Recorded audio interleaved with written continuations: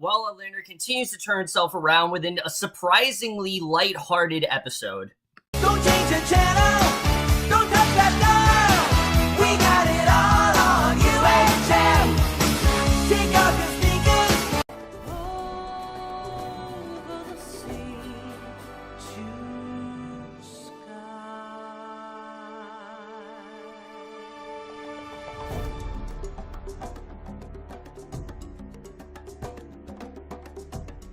Hey guys, it's Mark for Outlander, Season 3, Episode 11, Uncharted, and I was definitely looking forward to this episode. You guys know, last week for me, started to point things in a more interesting direction. I thought we had a little bit more stakes going on, and just, it's a more interesting story overall, which I think we've really been lacking this season. Not lacking, but it's just felt very rushed and truncated, and it hasn't felt as the urgency I really haven't felt, and I haven't really felt the stakes this season.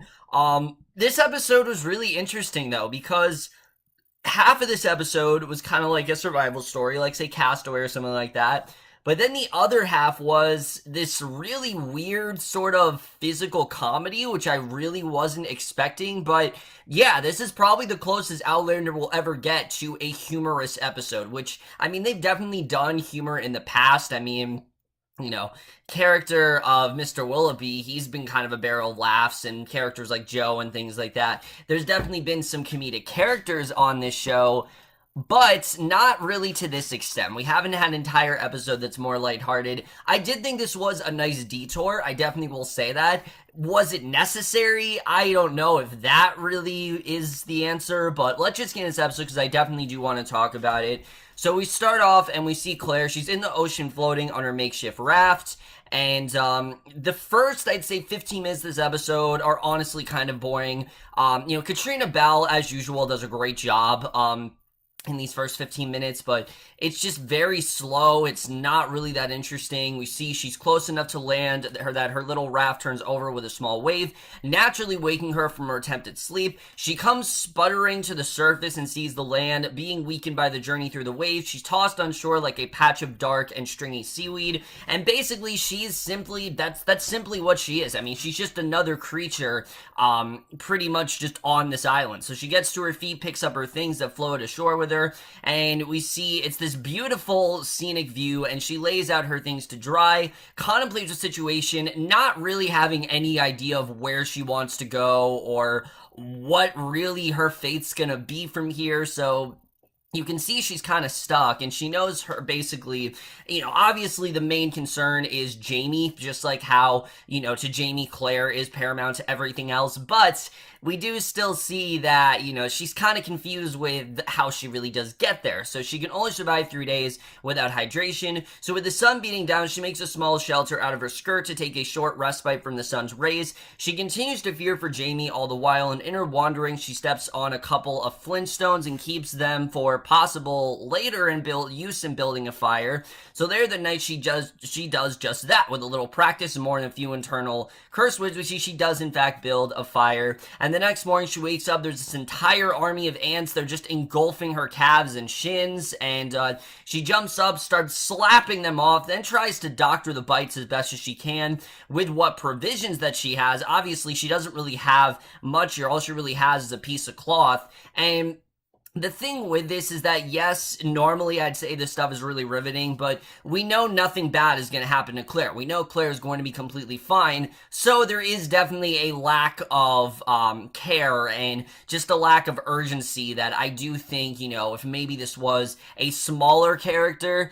then it would be maybe a little bit more earned, and I think we would see just a little bit more, like I said, urgency. But with each day she weakens, she travels inland, the foliage thickens, she finds a coconut tree, but doesn't have a way to get at the milk. So basically, as the sun sets, she finds a palm tree to rest against for the night, with the possible rudest and startling awakening possible. She wakes to find this massive python just making its way across her chest, and she does the smart thing by letting the reptile continue on its journey.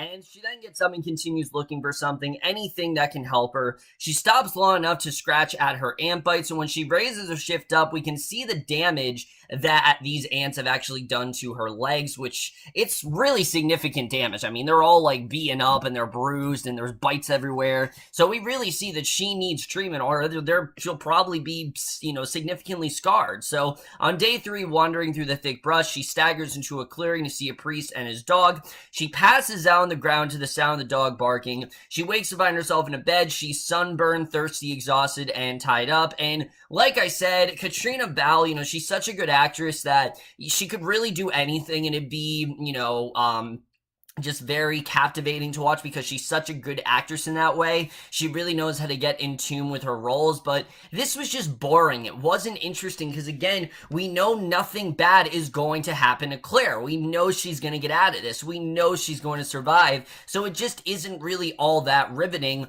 What follows, however, is a very surprising tonal shift. Like I said, the rest of this episode almost plays like a screwball comedy. I'm not making this up. This episode was very comedic, surprisingly. We meet this older woman, Mamacita. She comes in to tend to her, and she's not the friendliest of attendants. You could tell she's very dismissive. She doesn't really want Claire there. Claire's throat is so dry, though, that she can hardly swallow, and yet Mamacita practically pours the entire glass of water down her throat. She tells Claire she tied her up to keep her from scratching her ant bites, and unfortunately, she's saying this in her native tongue, not English, so Claire doesn't really know why she's tied up. Obviously, because she doesn't know tongue, she only knows English. So the woman takes what garments Claire has she can clean or mend them, and she does not notice the zipper in her undergarments, obviously because it is a undergarment from, the 60s, so basically, Claire then falls asleep again, and the next thing when she wakes up is the priest watching over her.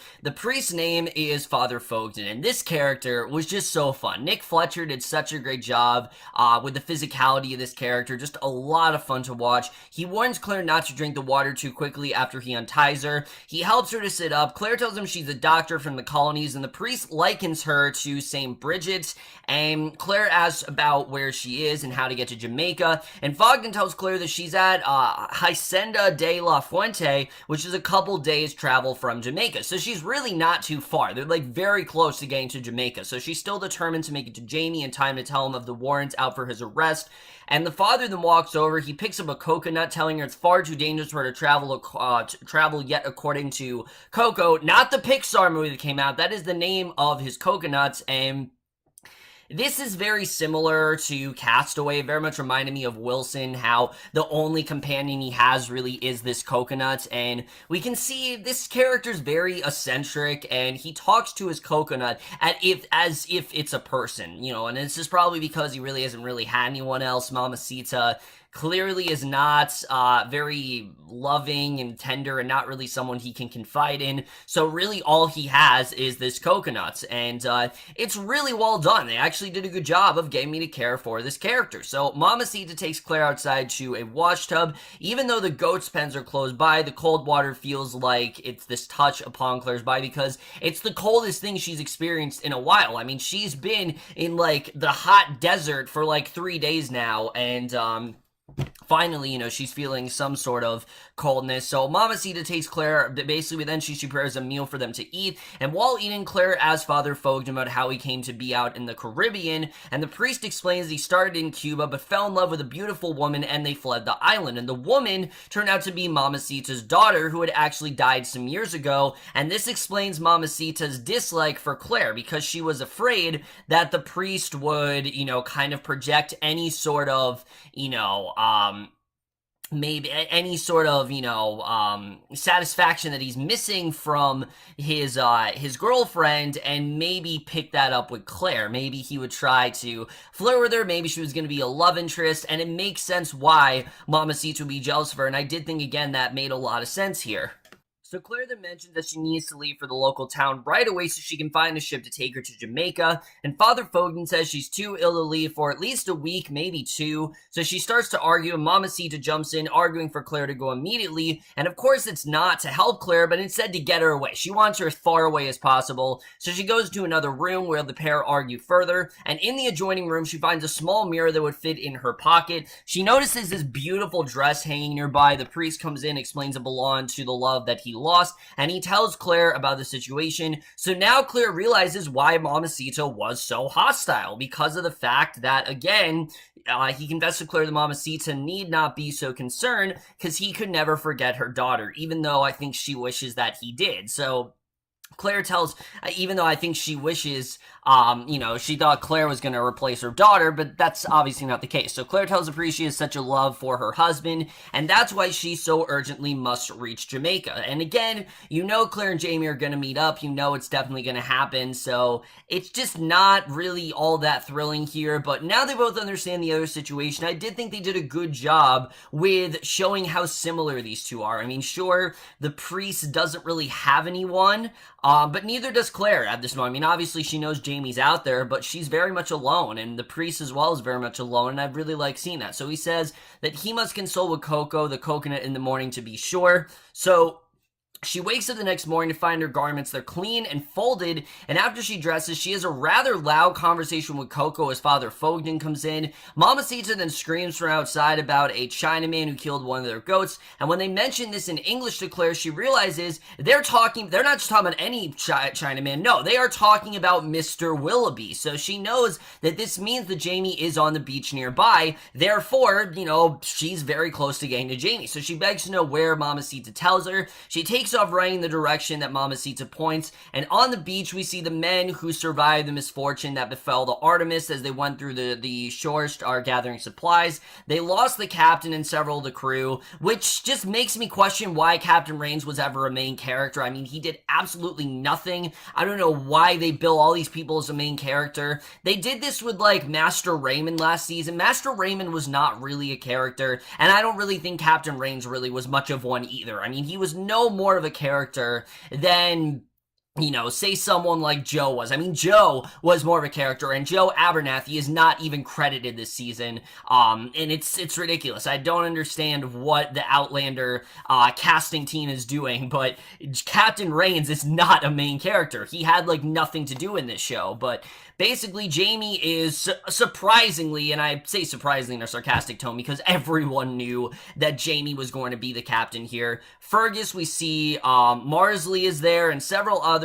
are among those on the beach. So Claire runs as fast as she can. In her distraction, she cuts her arm on a broken branch. She's aggressively bleeding as she reaches the coast, and Jamie and the crew are back aboard the Artemis. By the time Claire makes it to the beach, the ship's about to make way when Claire thinks to pull the mirror from her pocket to get their attention. The glare manages to catch Jamie's eye, so he asks for a spyglass and sees Claire, and this scene could have come across as really cheesy. On paper it is, but because of how great Caitriona Balfe and Sam Heughan are in their respective roles, it really felt a lot more natural and organic. The story in general doesn't feel that way, but they bring this sort of, normalcy to what is a very cliched sort of story, and I did think they did a really good job there. He takes the longboat with some men. He makes his way back to the shore to be reunited with Claire, and again, it's a good moment, but you just aren't feeling much because these two were just together 2 episodes ago, so you don't really feel that urgency. You don't really feel oh, it's been so long. It doesn't feel as earned. And plus, we just finished this. Just now. Do we not remember the first 5 episodes where Claire and Jamie trying to get back to each other? And these past 2 episodes have been Claire and Jamie trying to get back to each other. So it's very repetitive storytelling, and I think that is the main thing that is really hurting the season. It's the fact that, in general, this does feel like kind of the same story told 2 times. So Mr. Willoughby has to sew up the gas that Claire got on her arm from the branch, and Claire finally tells Jamie of the warrants out for his arrest. Jamie mentions that he gave Fergus his blessing, and Claire says that she can help with the wedding of Fergus and Marsley, and the price of the wedding is for Mr. Willoughby to make reparation to Father Fogden for the loss of his goat. So Marsley, I have to say, this was probably her sort of reprieve for me. I really have not been a fan of her. She's the daughter of Leary, and it very much does show she has a lot of tendencies to Leary. This episode, though, not as bad. I will definitely say that. I enjoyed what we got with Marsley in this episode. But that's mainly because she's not just being a bitch every 10 seconds, and she's not bitching to Claire. So if this is the Marsley we're going to get moving forward, I'm fine with that. I think Lauren Lyle is doing a good job in the role, and like I said, this episode for me did kind of turn her character around for me. She's trying to get dressed for a wedding in a room in the father's house, and Claire helps her, and we get this really surprisingly kind of touching scene between Claire and Marsley, which I never in a million years would have expected to get, but I honestly really liked it. It was very welcome, because like I said, it's very different from that of Claire and Leary, and I was really hoping that Marsley would not be Leary 2.0. So far, that's kind of what she's been, but I'm happy to see that this kind of, changes that. We see Claire asks if she's nervous. Marsley confesses that she's only concerned about not having a baby just yet, and Marsley comments on how she saw her mother and Jamie interact in comparison to Claire and Jamie, and she wants her experience with Fergus to be more like how Claire is with Jamie. She wants that genuine love that they have for each other, affectionate and loving, and Claire tells her she'll explain how to prevent pregnancy when they get back on the ship, and I like this. It kind of felt like a mother and daughter type talking, and I really enjoyed that. I thought it was honestly really well done. I mean, sure, Marsley isn't technically Claire's daughter, but she kind of is because of the fact that Jamie is technically her father. I mean, it's a bit complicated, don't get me wrong, it definitely is very complicated there, but I really like this scene. Like I said, I thought it helped turn around the character, and I really enjoyed that. So, as they're conducting the wedding, Father Fogden points to another man as the groom starts, since Fergus is missing a hand, and the wedding in general is honestly pretty comical. He asks Marsley if Fergus had lost his dick along with his hand, and she says that she doesn't know but would like to find out if he would hurry things along. So yeah, there is a lot of comedy here, and it feels natural. It doesn't feel forced. It actually did work for the most part. So the priest asks for her full name so the union can be legal, and he rather likes Marsley's name a little too much. He turns to Fergus to get his name. Since Fergus was born in a brothel, he doesn't have a surname, and we get what is easily the best moment of the episode, where Jamie decides that he's going to offer his name for Fergus, because in many ways he is Fergus's surrogate father, and despite the fact that there wasn't any sort of legalization with that, Fergus doesn't really have anyone, and he doesn't have that last name yet. So I like that Jamie, volunteered to give it to him, and Fergus is an official Fraser from that moment on. He calls himself Fergus McKenna Fraser, and it was I honestly got a bit teary-eyed there. I thought, again, César Domboy really did sell it here, and he really is doing a great job with this character, and I'm really loving what we're getting. I think he's doing amazing work. So you can see that, I mean, again, this does feel earned from season 2, seeing who Fergus was and now who he's evolved into, and that all this time, he's kind of been this son to Jamie, even though these two maybe never actually had those, that father-son bond that I think Jamie wished they would have.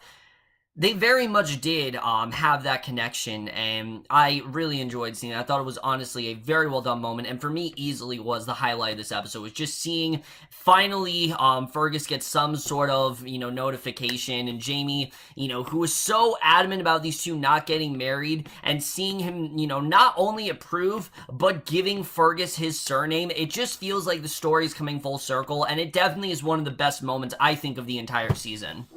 So that night they set sail again with Jamie and Claire in the captain's cabin. Jamie enters with Claire's little kit containing the antibiotic, and she's eating a soup prepared just for her. She needs the nourishment after her ordeal, so she starts to put her needle set together so she can give herself a shot. She has a high fever and needs the antibiotic to take care of the infection in her arm, so Jamie tries to help her, but she insists on doing it herself, one-handed no less. So she gets so far with one hand though, and that means Jamie must load the needle for her. So he's surprised by all the proceedings involved. Claire suggests that he could get his revenge on her by giving her the shot in the ass, and Jamie can't plunge the needle into her skin, so Claire takes the shot from him and sticks herself, but Jamie's able to push it down to give her the medicine, and Claire then gives Jamie a rather lecturous leer when the administration of the medicine is concluded. She asks what kind of soup she was eating. Jamie informs her it was turtle soup and that she's drunk off it, so she tells Jamie to bolt the door. She intends to have sex with him, we see, and Jamie says He wasn't going to take advantage of a drunk and feverish woman,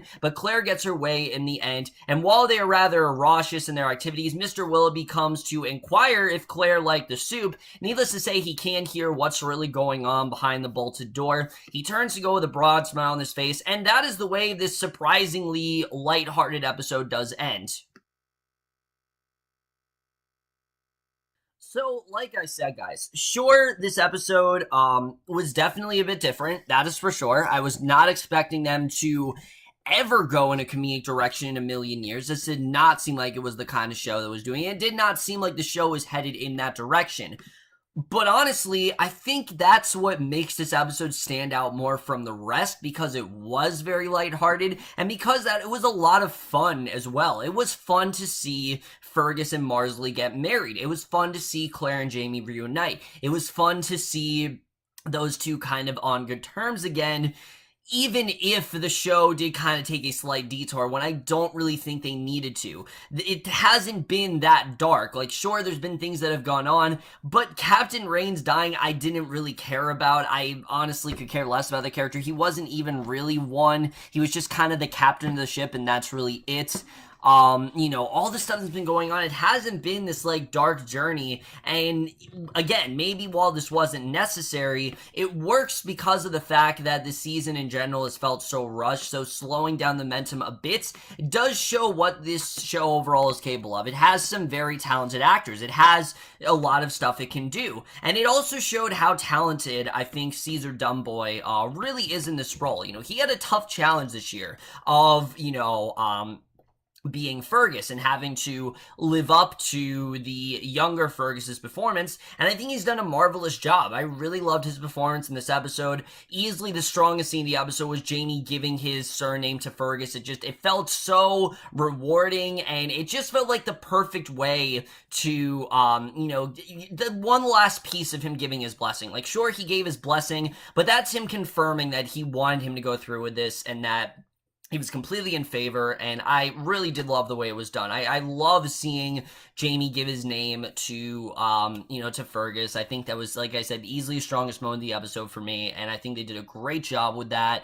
And then Claire and Father Fogden, I thought even Father Fogden was not a bad character. You could understand where he was coming from. It's kind of sad when you think about the fact that the only person he really could confide in was a coconut, but I like that the show didn't make it all dreary and depressing. They actually ran with it. They showed the eccentricities in this man. They showed how he's different from society. They played it for laughs, and I think honestly it did work for the most part, so I did like the way that was done.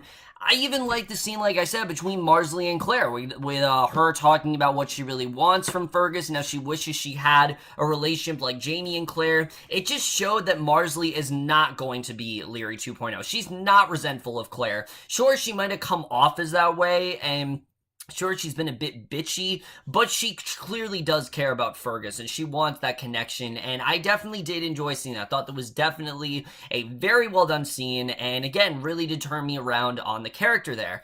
But like I said, my biggest stuff with this episode, the first 15 or so minutes, Claire, deserted on an island, is just not interesting. There's nothing bad's gonna happen to her. Nothing maybe something bad would happen, but nothing detrimental to her storyline is gonna happen. It's not gonna shake up the story. They're not gonna kill off Claire. It's just never going to happen. She is the show. The show cannot go on if Claire is dead. So she's definitely not going to die, and I just didn't really feel that much tension going on within that particular part of the story. However, because the rest of this episode was so strong, it is easy to, kind of ignore that, and it is easy to say this is definitely one of the stronger episodes of the second half of the season, and I hate to even say second half of the season because this has very much felt like 2 seasons, and again, I'll get more into that when we get to the end of the season. We only have 2 episodes left, which is crazy, but I definitely did enjoy this episode, surprisingly, and I am going to give Outlander Season 4, Episode 11, Uncharted, a B+.